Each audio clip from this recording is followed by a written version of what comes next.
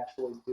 All right, for the last segment, if you will, you each are going to give each other 3 GM vehicles, and you each get to pick one that you have to drive till the end of your days, till the DMV takes away your driver's license, which I don't think they actually ever do that, based on the fact that my 92-year-old grandpa still has his. So, James, give Byron 3, and then Byron will return fire. Okay, your choices are, don't worry, these are great vehicles. The Buick Rendezvous. Oh, man. The Saturn Ion sedan. And now I could have had multiple choices here, but ultimately I'm going with the Chevrolet Uplander. That you have to drive for the rest of your life. Oh, this is... Oh. I mean, I'm trying to remember how bad the Uplander... It was really bad. It was really bad. I just had to Google that one, too. Yeah, I was like... Yeah. 2 of these are mechanically related, too. You know what? Oh, no. This is terrible. This is mean. All right. I'm going with the Ion, believe it or not. I'm actually going to go... You know what? Because I think that is the least of these 3 evils, really. Like, I mean, it is a relatively modern vehicle. I mean, I drive daily a 2003 Matrix. Like, my standards are low, but I could live with that. I couldn't do the Rendezvous. I couldn't do the Uplander. I love minivans. I genuinely love minivans. I think, as a person who doesn't have any children, I think everyone with children should have a minivan so that you're not letting your kids bang their doors into my car. Anyway, I couldn't sentence myself to it. I couldn't. I'd rather have the Ion. I mean, you could probably find some performance shocks and springs for it and make it less horrible. The only thing that can make this less horrible is the fact that you now get to give the same question to James and see the pain on... I can see the pain on your face right now when you're talking about trying to find performance springs for an Ion. Okay, I've got a theme. James and I are both sci-fi fans, so I'm going with an outer space theme here. We're going to go with 3 Pontiacs that all had sun in their name, or something that means something related to a sun. So your choices are a Pontiac Solstice Coupe NA, so that you don't fit in it. That's important to me. I can't take that top off. Actually, I think they did have like a Targa top, right? So technically you could, but your head would it'd be great.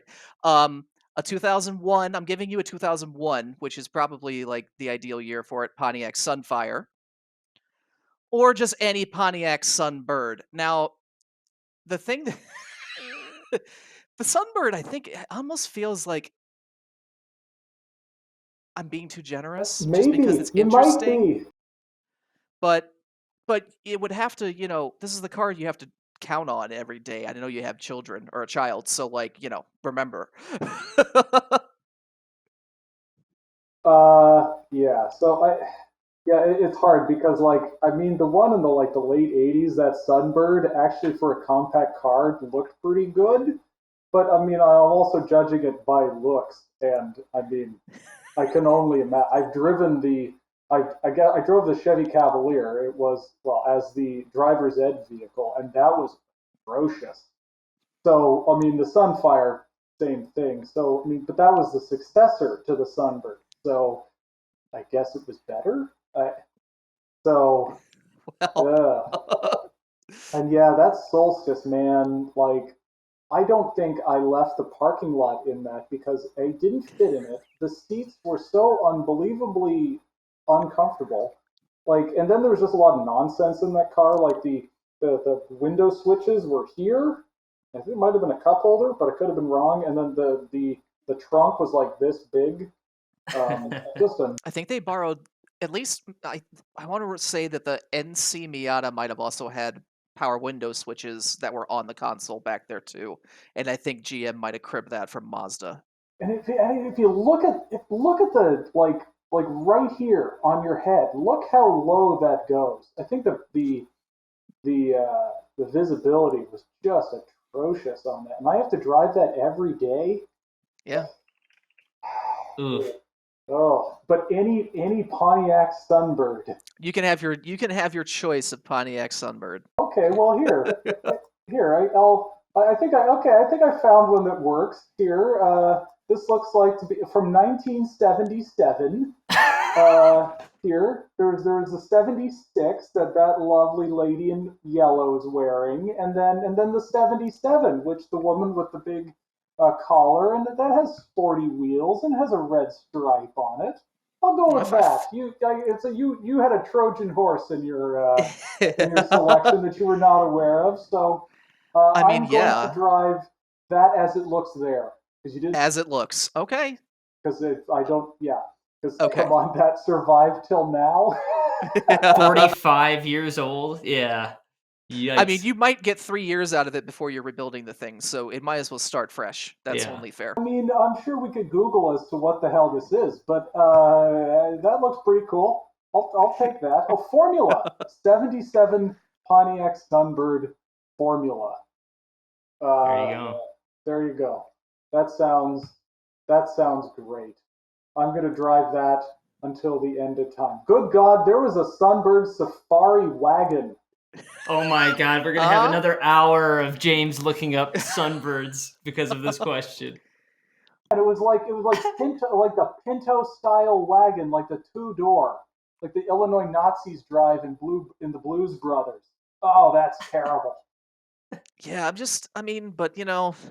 but again, just consider the what's underneath in most of these cases. It's the 77, the Formula hatchback. The body style was. That's a Skylark. This thing I'm reading here, it was noted for having a resemblance to the Ferrari 365 GTC/4.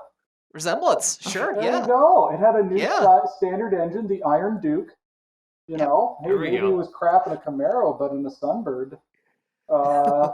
We had a handling package, TA steering wheel. There, yeah, this is great. Some people say I have a resemblance to Chris Hemsworth. So there you go. I get that too. Yeah. All right, well, with that, we'll leave you there. Remember, if you like this content and would like to see more, if any of you are still with us after 7 hours of Sunbird talk, hit that subscribe button below and check out Autoblog.com for reviews and news and all other things automotive.